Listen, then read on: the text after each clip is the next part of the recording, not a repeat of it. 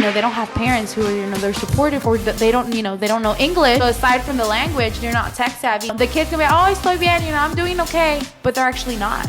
I have friends who to this day, they're like, I'm ready to give up.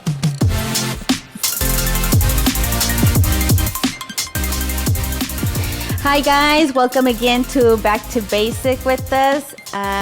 We're here with my husband, my handsome husband, Eder Cruz. That be me. What's up, everybody? Thank you for tuning in. Thank you for watching again. And we have a good friend of ours today here, Areli. Thank you for accepting the invitation. Thank you for being here with us. How's it going? It's going good. I'm excited. You're excited? Yes. Good. By the way, Areli, we just found out, breaking news, that Areli has her own YouTube channel. Yes, go follow. We'll make sure to share it. Yes, please subscribe. Go subscribe, yeah, for sure, because she has a wealth of knowledge to share with everybody. But anyway, Areli, before we get into anything specific, I just want to mention something. During the election, you posted a video, right, where you called it, right? You said the president was going to be Biden. Now, you mentioned that came to you through a prophetic dream, right? That's Correct. what you called it. Talk to us a little bit about that. Like, what's a prophetic dream? How often do you get this? Like anything that usually people might be kind of curious about. Yes. So a little bit about a background with prophetic dreams. So a prophetic dream is pretty much God revealing future things that are either happening in my life that need to be like fixed, or things that are going to happen, whether it's about me or somebody else around me. And he usually uses a lot of like symbols, and then throughout let's say the day or the week or even months, those symbols will be like showing up throughout time. And I'm like, okay, look, God showed me that symbol in this dream. And then eventually, normally what happens is during a dream, I am praying in the dream or after the dream, and right away I usually know what the dream means. Okay. And I'm able to interpret it. So the week of election, so election was what, on a Tuesday? What was within that week? I was just casually living my life, and I had a dream that Biden won the election. So pretty much how this dream went through, I remember I was going into this stadium. There was a bunch of lights, and there was people giving having a round of applause, and they're so happy. But whenever I was walking, I saw a lot of Hispanic, a lot of Latinos holding up a flag behind them. And this flag had a Mexican flag combined with the U.S. flag. And they were so happy. And there was people on their knees. And they were just crying, sobbing. But they were sobbing of happiness because Biden had won. I remember I saw Biden and Trump. They were on two different sides. And I don't remember necessarily like what all was happening, but I do remember this was that they had announced that Biden had won the presidency. But in that dream, what God was like, as I was walking in that stadium, God was pretty much pouring in my heart was that, hey, this is what's going to happen. A lot of people are going to be super happy, super excited that Biden had won. I'm going to be honest with you guys. I'm not the biggest person about knowing about politics, and I'm not going to share with you guys who I believed was the best candidate. And who'd you vote for? No, I'm kidding. Let's not say that. Let's test this. No me preguntes. But I am going to say this. Whoever wins the election, right, at the end of the day, God allowed that to happen. Yes. No matter what, Agreed. That God allowed that to happen, whether I agreed with it or not, whether you agreed with it or not, okay? So whatever happened, get over it. I mean, I had to get over it, whatever it is. But one thing I am going to say is that the president is not God. Your hope does not come from the president. And I know recently ¿cómo se dice? Inauguration, yes, happened, and it's just crazy because my mind was like, "Damn, is Trump gonna, is there gonna be, ¿cómo se dice, like the revoting or whatever, recounting. Like the recounting, and like are things gonna switch up?" And it didn't. So I just go back to that dream and I think about. Well, there was a group of people that was so sure that was gonna happen. Trump. Yeah, like Trump is gonna like.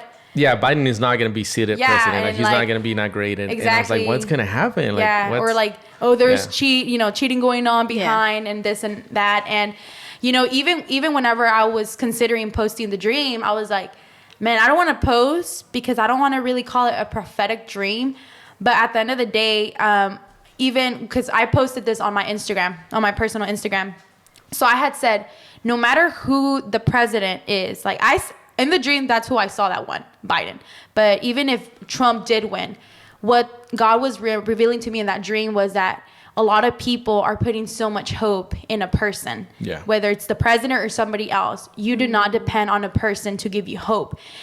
With the flags, that pretty much represented a lot of Hispanic people with whether, immigration or DACA, whatever the issue is with your family. It's like, okay, yes, maybe the president has a different political, different immigration view. However, your hope does not come from him.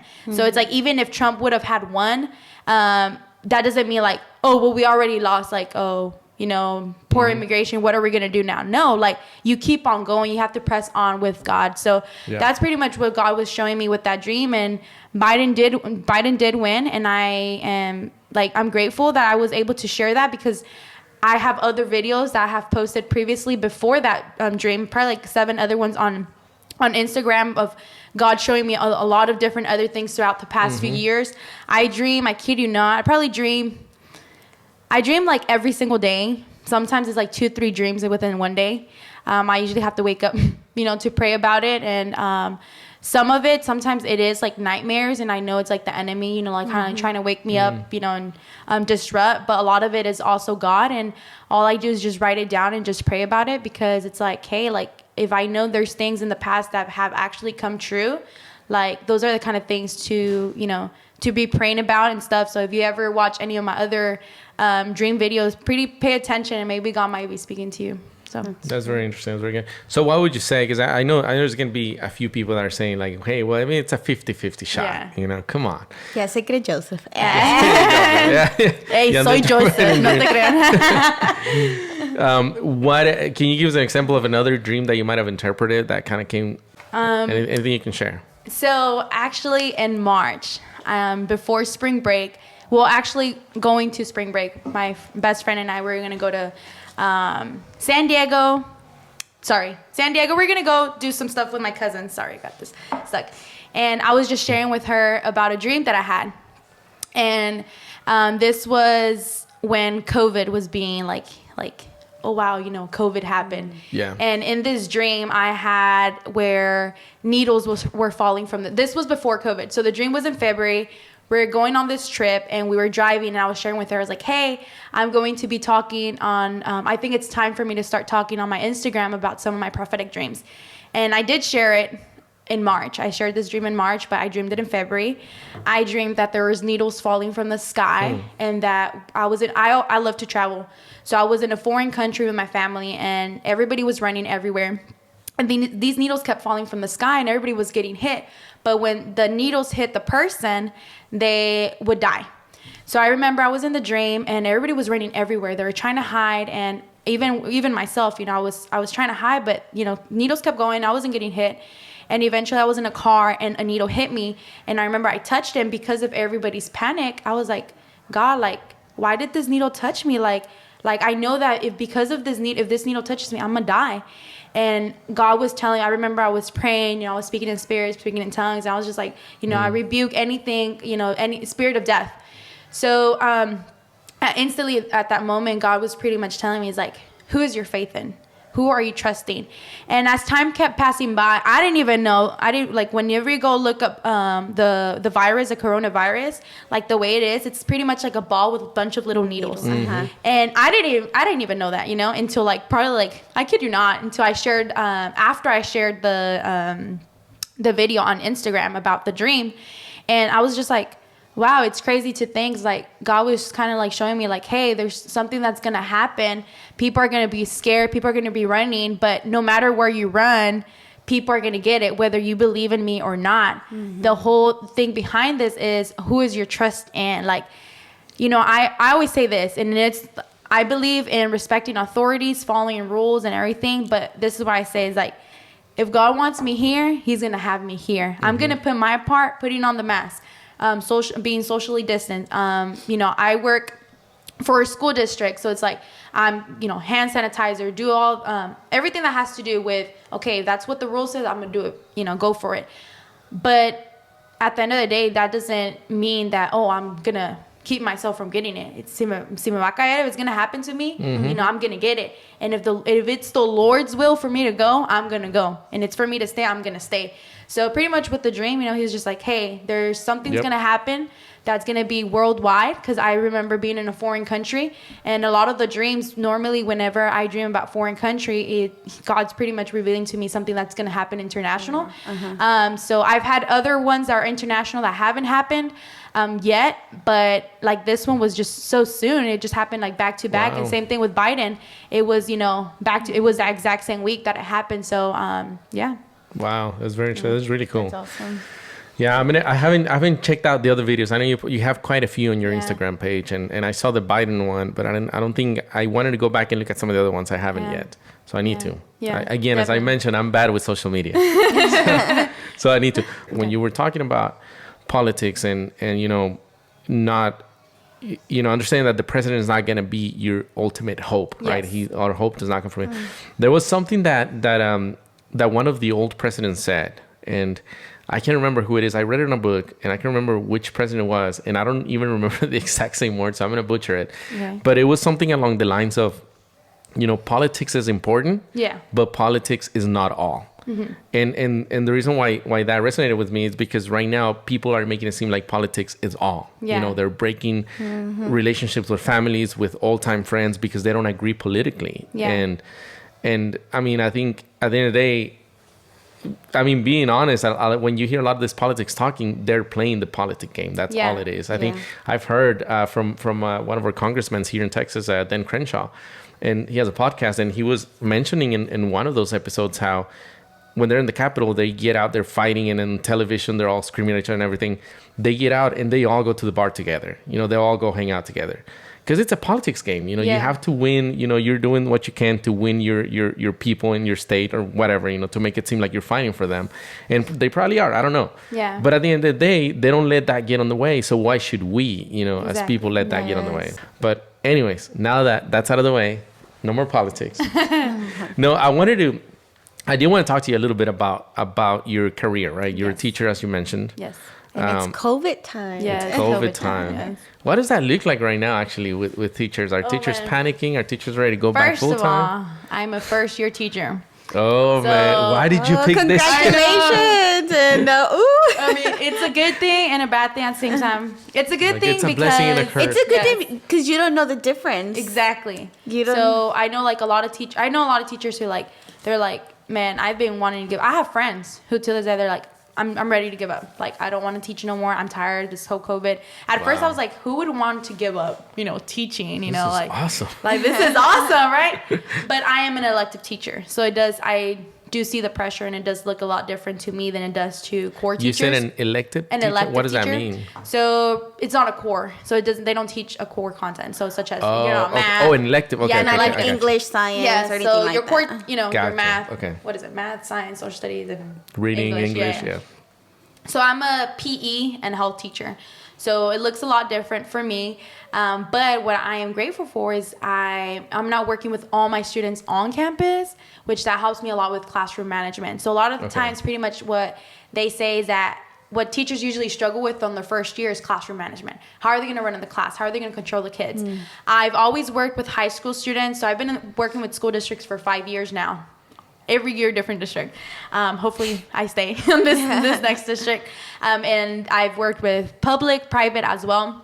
So it looks really different, and it's always been with high school kids. But I'm working with middle school kids. I'm a 6th grade teacher. And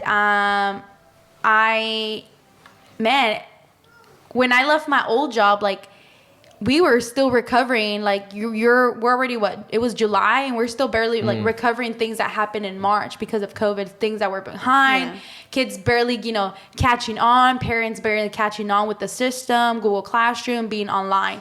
So diving into the 2020-2021, for me, what was hard, first of all, was that my hiring process got delayed. So I didn't start working until the kids didn't come back to school until September the 8th. So I didn't start working until August 31st. So I was 1 full month without a pay. And then after that, because we do get paid at the end of the month, I didn't get paid until the end of the month of September. So I was pretty much 2 months worth of pay. So I know I'm not the only one. And I'm sure, whatever other teacher, maybe was moving from another state, whatever the situation was, or from another city, trying to get hired, there's a lot of hiring delays. So I know that affected a lot of teachers as well, and people who decided just not to come back as well, or at that, then and there. I kid you not, I think everything for the first week was just, how are we going to do this whole, the COVID, the procedures, and like keeping the kids safe, and the sanitation. So pretty much, I kid you not, the first 6 weeks, I feel like everything was more based on keeping the kids socially distanced, keeping the kids and it's safe. hard because I know my kids were like, well, it's because we want to see so and they can't talk to us, or so and so is in another classroom.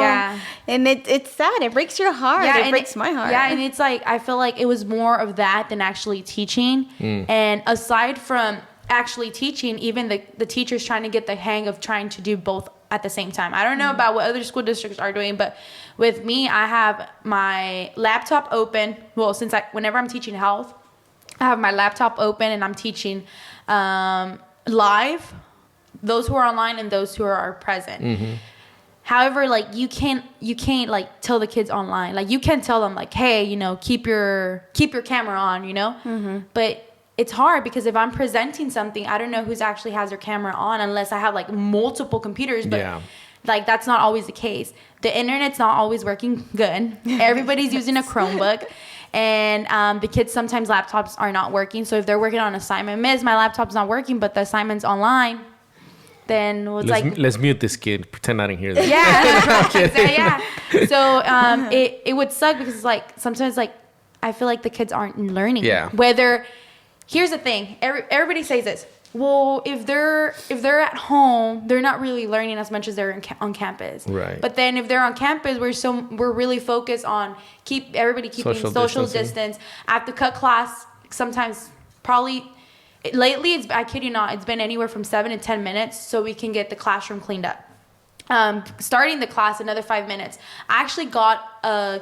Man, if I had it just literally, I think it was just yesterday, my hands healed.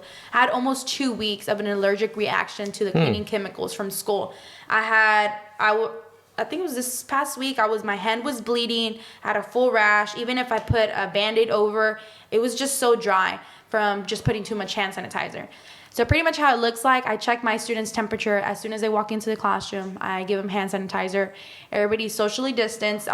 We have these screen things. I don't even know what they're called. They're like a trifold. So it's like they have like the screens in front of them. So they stay in their own spot. We can't do anything that's like hands-on, anything that's interactive. And then what also sucks is that I can't do a lot of walking around in the classroom because I need to be making sure the kids online see me. So it's like there's kids. I mean, if the kids all the way in the back, if they have their Chromebooks open because they can't see the front, like the presentation I'm giving, they have their presentation, open. A lot of them, they're either doing something else and like they'll play it off. I know those, the kids who are playing it. They're just like, oh yeah, miss. They're trying to answer and then get back to what they're doing. But it's just hard. And how are you going to say, oh, close your laptop, but then they can't see what's going on. So it's just a lot, and I can already see it with content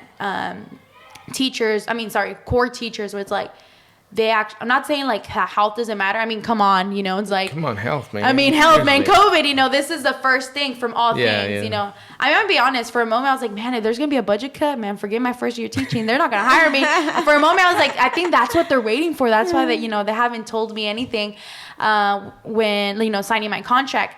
But I can already see like how core teachers, how they're frustrated because like there's so much that they want to do, especially science teachers, it's like there's so much they want to do hands-on, but you can't do anything. And I'm sure there's probably some schools that probably do stuff because I know I have a friend who she says she works for a public school district, but and then I see her like on social media posting like all these cool things that kids are doing. I'm like, we can't do that. That doesn't sound right. Yeah. No, I guess it depends because my kids' school, I know their teachers, some of them do. Like, I love Mijo's teacher, you could tell she's very hands-on. Yeah. And she's not supposed to, right? But she wants him to learn because he's dyslexic, you know? So, and a person that has dyslexia, I mean, you could get their attention so much and then you'll lose them if you don't do hands-on. Yeah. Or, you know, like their attention is like goes away really quick. So with her, you could tell that she does a lot with Andrew. And I like her because I'm not saying that she's risking it, but I do try. We like anybody who's willing to live life on the edge. I do try. I mean, también nosotros as parents, you know, we try to keep our kids, you know, socially distanced from other people. Because we keep cautious of, you know. Yeah, we want to be mindful. Ándale. Yeah. No, but you mentioned something that I hadn't thought about because, you know, in my mind, I want to know what teachers are thinking. You know, are they ready to go back full time? Or would they rather stay, you know, doing the live class and all that? Yeah. But then you mentioned the third option, which hadn't even crossed my mind, that they're ready to quit. You know, they're wanting to quit, to give up. And so I'm just curious as to, is it because of that? Because all the challenges that you just mentioned, it's so hard just to keep the attention of students, really know that they're learning, and at the same time keeping social distance and paying attention to the kids on live that are live.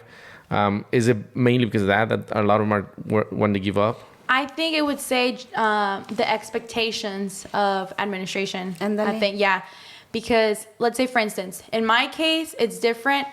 You don't have the same pressure, I feel like. Because I have different kids. So I work at a middle school, 6th grade teacher, but our 6th grade is actually at a middle school. So we have different periods. So I do the exact same material for every single class, every single day. Does that make sense?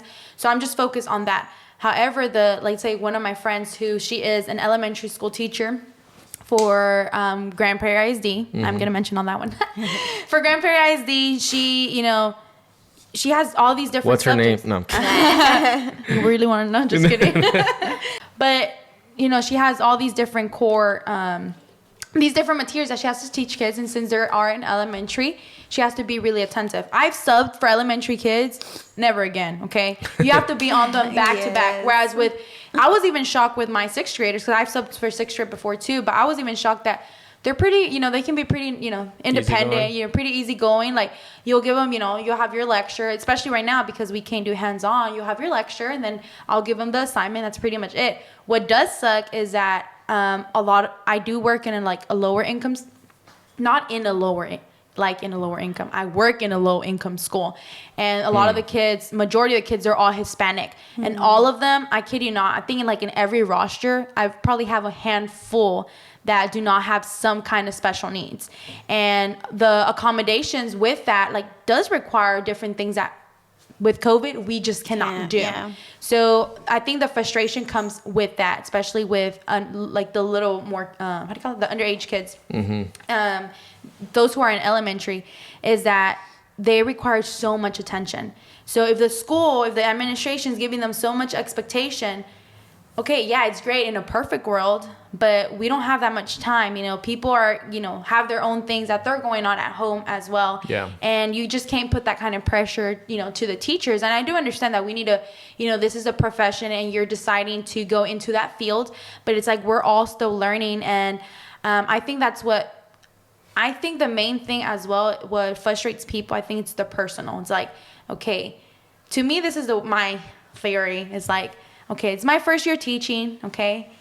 I need you guys to pay my bills, but you guys also need me at the school as well. If I leave, I mean, what are the chances you're going to find? Okay, maybe for health and PE, yeah, you might find somebody, because those are the hard jobs to find. Where are you going to find such an amazing teacher? Come on. I know. Come on. But here's the thing, everybody will look, the PE is the how do you call it? Everybody's dream job, okay? Being a PE teacher, okay? That's like the cool, because I haven't explained that. It's the fun job. So for PE, what I am going to say this, PE is very frustrating for me. So I have PE, for my 6th graders, the way they do it for my district is 1 week they have PE and the next week they have health.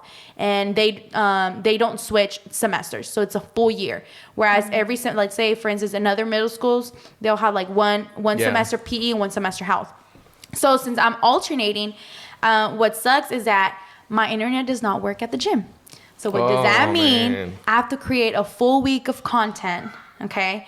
By the way, my school district does not have a specific curriculum for PE, so I'm creating a full, content curriculum every single week. I have to post it online. We need to talk to the superintendent. What's going on? I mean, they have some stuff that we can go based off on. Yeah. But whereas with the health, like we actually have our PowerPoints, we have our assignments, we have textbooks and all that. Whereas with the P, we don't have anything in particular. Okay. And I'm coming from an alternative teaching certification, so I'm not a kinesiology major.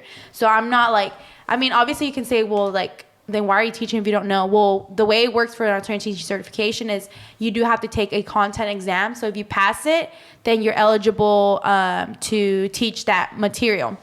So I have to create that full week. So it almost feels like I'm having like my own little school online. Like, how can I say it? Like, not only my work, it's like I have multiple jobs at the same time. It's like I'm recording online, videos, I'm posting videos, I'm doing all these things for online, but then I also have to do all these things for kids who are on campus.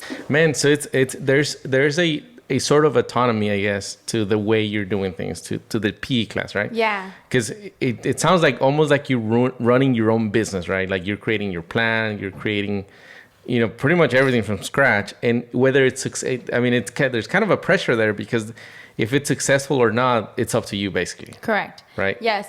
And here's the thing, it hasn't been consistent all year. So our semester's going to end, the first semester's going to end this coming week. Mm-hmm.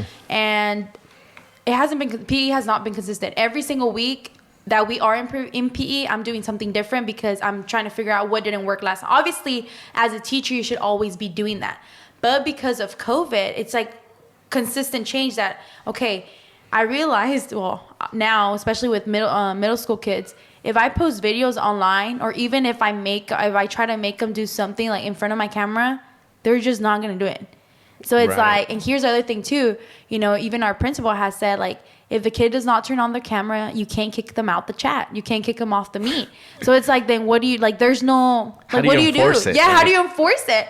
And it's like, you don't, because now I don't have time. Let's be real. I don't have time. There's sometimes, if I have half, sometimes I don't even half. I have like 8, 9 on campus, and then anywhere from 15 to 20 online.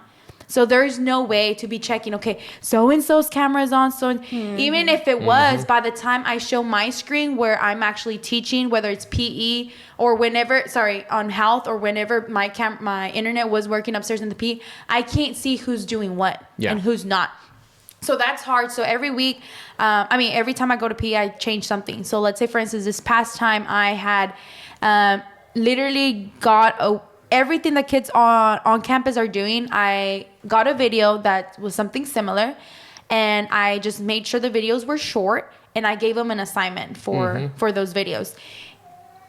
They still didn't do it. Why? Because they didn't understand what was, what required of them. And obviously, that was my fault. Like, I should have been clear, like, what's expected of them. But a lot of the kids, they still don't know how to manage Google Classroom. You'd be surprised. Like, you would think, like, oh, by now they have it. They got it now. They don't. And another thing too, like, going back, if I, all my kids, the majority of them, they're Hispanic. And they don't have parents who are, they're supportive, or they don't know English. Yeah, I was going to say, sometimes they just don't know the language. They don't know the language. Or they're not tech savvy. Yeah, exactly. So aside from the language, they're not tech savvy. So it's like, the kids can be, oh, estoy bien, I'm doing okay. But they're actually not, Yeah. And then the other thing too is, like, at home, a lot of kids miss my internet's lagging. So it's like, what do you do with that, So it's frustrating because especially, like, if I have a lot of SPED kids, or, kids who are in 504 plans, like, I can't fail the kid, but it's like, how am I not going to, like, there's kids who have not shown up all semester, in class, and it's like, where have they been at? And it's like, is there even does truancy even exist still, Yeah. But there's some kids who, like, 25-day absences. It's like, how do you keep track? It's like the online kids, how do you keep track? Like, you don't know if it's the kid's fault. Like, do they have internet? Do they not? Like, obviously the school calls home or whatnot, but it's just kind of hard. Like, I feel like whether we stay online or don't stay online, like, the kids aren't learning right now. Like, they're just not to their fullest potential. Yeah, there's a lot to consider there, actually, because I think as parents, a lot of times we don't we don't look at all those things. Obviously, we don't experience them. So to us, they don't exist. Yeah. You know, like everything you just mentioned, the challenges, right? And I remember it makes me think of last year when everything started. I remember, was it Annalise? Andrew. Okay, well, Andrew's teacher, I guess.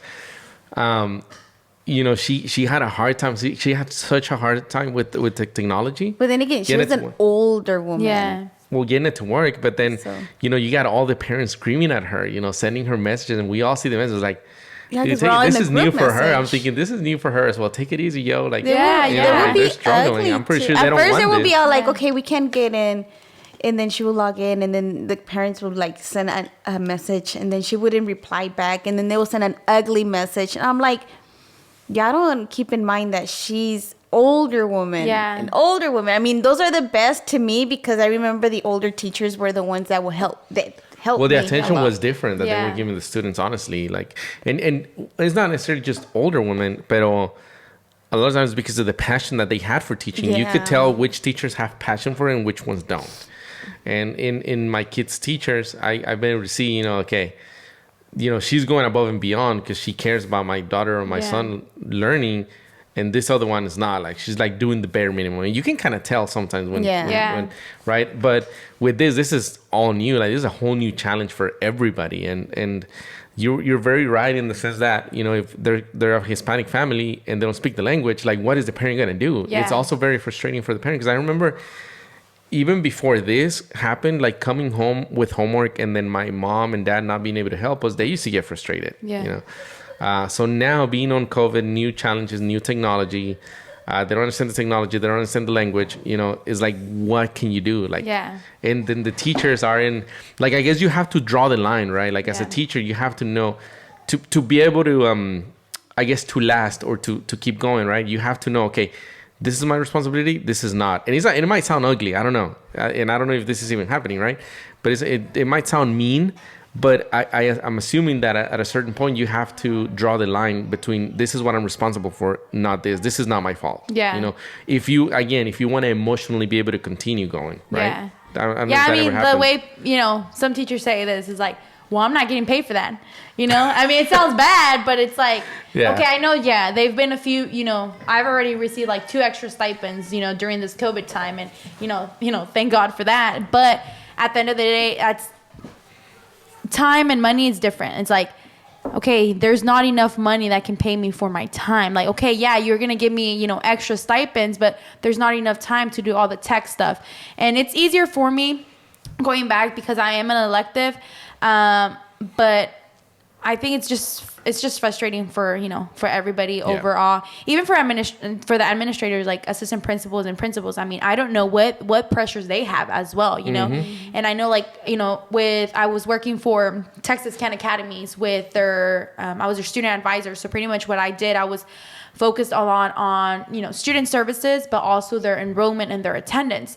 So, you know, let's get real. School's a business as well. So you want to make sure there's kids in the seat. So not only in the seat at school, but also virtually. So it's like, okay, then what can we do if we can't, you know, physically see the kid and be like, hey, you know, like try to encourage them, like, hey, you know, you should be at school. Whereas the kids who have not shown up, neither virtually nor on campus, like, how do you even reach those kids as well? Yet they're still in our system. And, you know, the district's still, okay, you know, where is this kid at? You know, so it's like there's so much you can do. It's not like you're going to go to their door and actually knock because of COVID, we can't do that. But so I think, like, just generally, like, everybody's being affected by it. It's a very, very hard thing to deal with. I feel like we're just still, you know, kind of playing around and just playing it, you know. You're just kind of throwing things and see what sticks on the wall, I guess. Exactly. Because I think, like, someone like you, for example, that you don't even have a curriculum, they didn't give you anything to go based out of, and then, you know, some of the rules that are set for the virtual kids, you can't turn them off, you can't fail them. Exactly. You are 100% counting on motivation. On it's like finding ways to motivate them to do the things. Exactly. And like with going back with PE, I had, since I started late, when they had the new teacher orientation, so every school district does a new teacher orientation. I missed the new teacher orientation because I didn't get hired until the week after. Yeah. Well, not hired. I didn't get on contract till the week after. So I missed all of the details that we talked about health or PE. I'm sure there's resources, and I'm sure there's other things that I could have probably learned throughout that time. But because of just the delay, I wasn't able to do that. So I was kind of like thrown in there and be like, come on, get to it. So actually just this past week, our PE program specialist for the district was at the school, and they were just trying to see like what everybody's doing in their PE. And I just started using equipment the week before Christmas break. So the way I was waiting, supposedly we were going to receive this cleaning equipment from the district for the PE stuff, that way the kids can use. I hadn't received it yet. I went downstairs to look what the 7th and 8th grade were doing. They were using, I was like, man, everybody's using equipment. They're using all these things. But it's because they were cleaning the stuff. They were sanitizing it. And I was like, oh, I didn't know we could do that. I know I'm a coach as well. So I know for athletics, they were doing that as well. But that was something that, there's paperwork signed behind that. Parents had agreed, like, hey, the kids are going to touch balls. They're going to do this and that. That was a whole other deal. PE and athletics, two different things. So with the PE portion, I was like, oh, wow, like everybody, down here, man, they're playing. And even my kids be like, miss, I'm walking by. How come they're doing this? And I was like, oh, I didn't know they were doing that. Because I have my own gym. I'm upstairs and I only share with another PE teacher. But since we alternate the weeks for health and PE, when he's doing health, I'm doing PE. So we'll switch. So I don't really know what he's doing. And I kept saying, I'm going to go. But because I'm doing so much, okay, you may think, oh, you're just a PE and health teacher. But it's like, there's just so much, I promise I'm busy. Mechanics behind it, I promise I'm doing something. There's so much mechanics behind it. I don't have time. Yeah. I'm about to finish the year. Just prepping alone takes a lot of time. Yeah, it does. Right? Just prepping. I mean, even going upstairs, having to ask the receptionist, like, hey, the school secretary, like, hey, do you have, more cleaning stuff? Like that itself, easily 2-3 minutes. Like, bam, you lose it, Especially even me with my rash, like having to wear gloves the whole entire time. And if they rip, I have to take them off. If I need to get more liquid, go refill it. And then like recently our restroom went out. So it's just like so much, there's so much that goes on. Well, anyways, so I just started using equipment. And then this week I was printing off something for health, and this program specialist was there. And she just said, hey, I noticed that everybody's using, stuff. It's like, but you can't do it this way. You have to do it this way. So there it goes. Now I have to switch up everything that I was planning already for the week, because I was depending on like, yes, we're going to use this equipment, but we're going to clean it.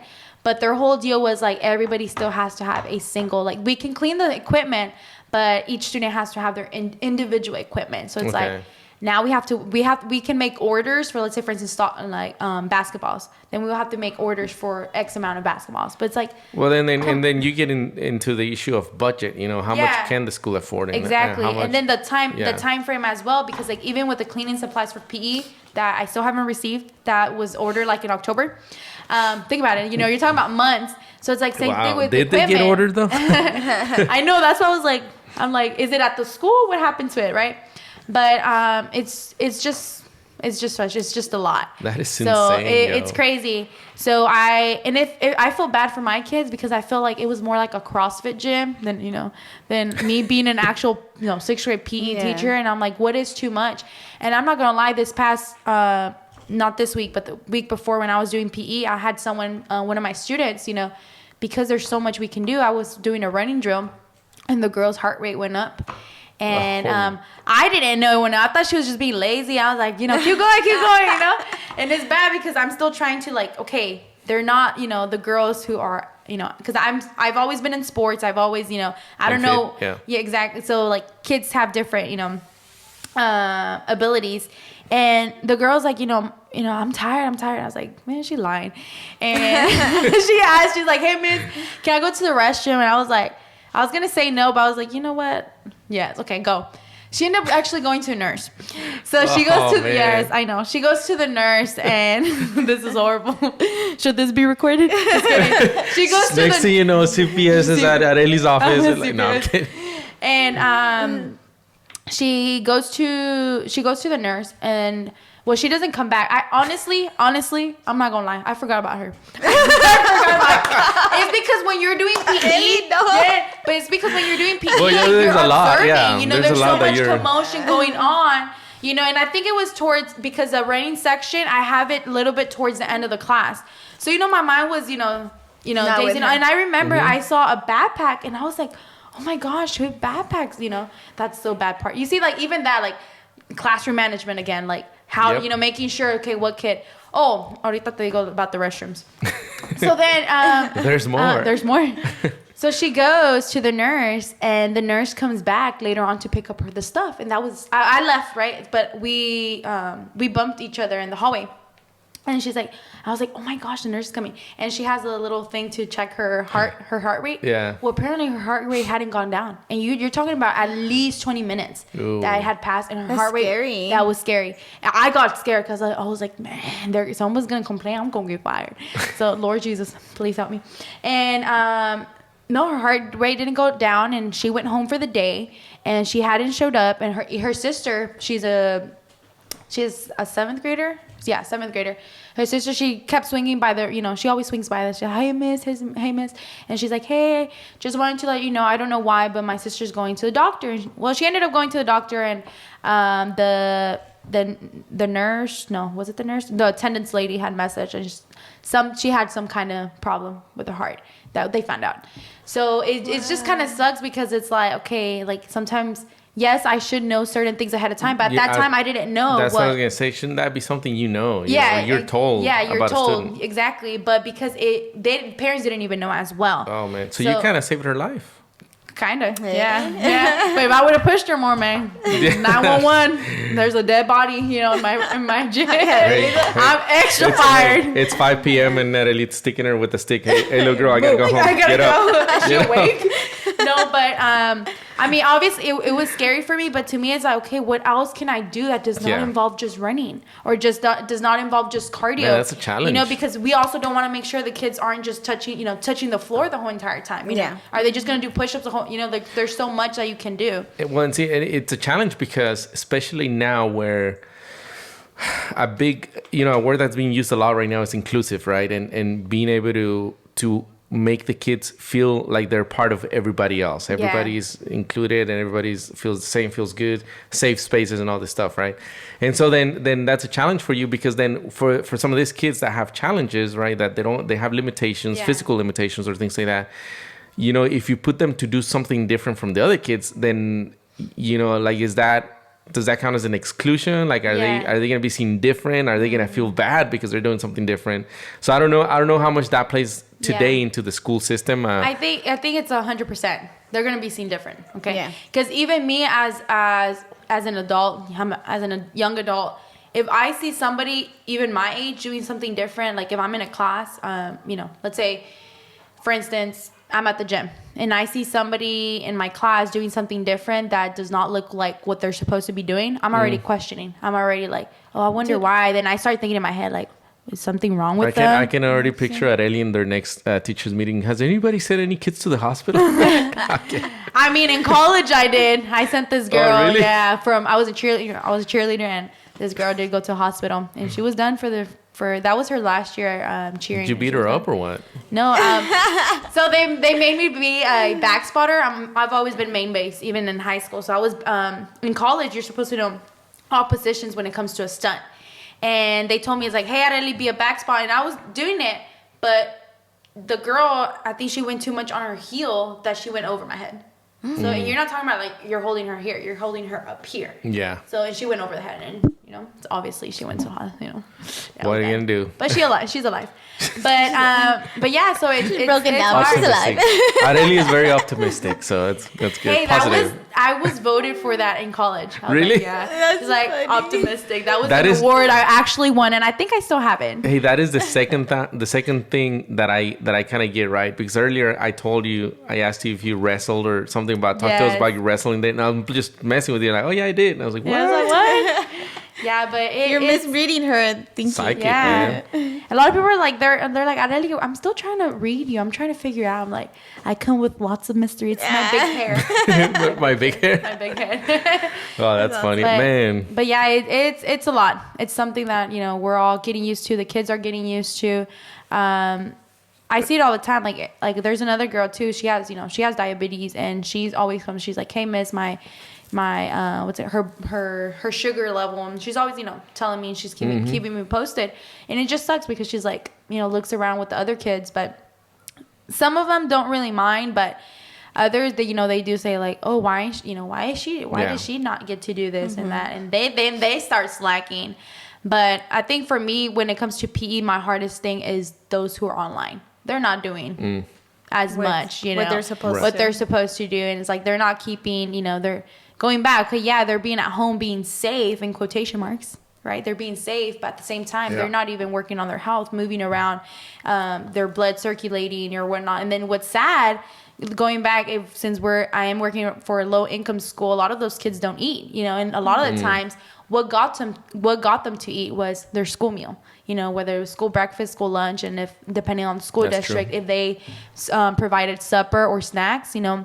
And I remember I was working for, I think, Nova Academies. I remember there's kids who would stack up. You're not supposed to, but there were some kids who would stack up on other kids' snacks, and you're like, oh, this is what I'm going to eat, you know, throughout the day. But yeah, there's just a lot that plays around with, you know, all with COVID, and everybody's still learning. I think it's something that we're going to keep learning. And it's, when it comes to like being working online, like having an online class, I think throughout time, it should have already been implemented. Like even before COVID, teachers should have already known how to use certain things online. I mean, I don't blame them, because it was like, there was no need, you know, no one was prepared, you know, for this, but it happened. And it's just, I mean, it's just going to make us, you know, stronger, because there is kids who like technology better.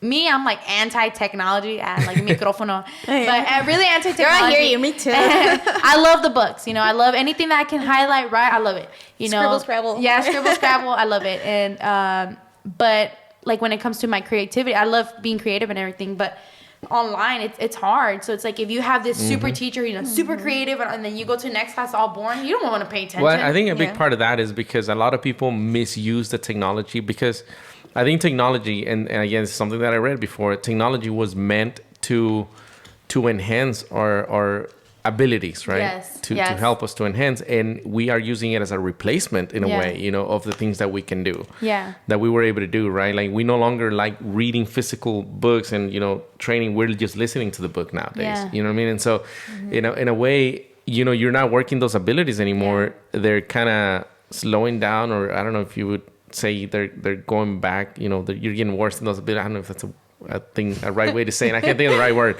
but you know, you're basically replacing them instead of enhancing them. But I know, for example, me, I like listening to books. She doesn't. She'd rather have the physical book. No. You know, I'd rather have the physical book and then have it read it to me. Really? I like following, and then I'll pause. And then my thing, I have to read things, you know, millions of times. See? Yeah. So I can already imagine, like, what about kids? Their preference too, you know? Like, what about like, you know, those who... Where do they fit in? Where do they fit in as well? So I think it's a learning experience. Maybe there's going to be changes. Maybe, like, a school that's completely just virtual, you know, even for elementary kids. I mean, I don't know. I think that would be a good option. That's actually, I hadn't thought about that, but yeah, that could, you know, what if that is a future, you know, like where you divide the kids, you know, there's school is just for kids who are going to be online, and the school is for kids that are going to be present. That's so true. That could happen. That might also be a preference for some parents too, because it's a lot.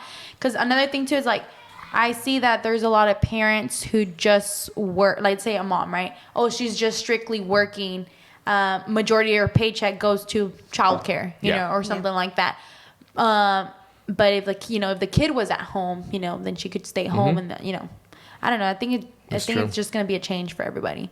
So we'll see how it goes. It definitely is. And going back to being different, I remember when we were in school. I was a preschool teacher. Rachel was very different. Yeah.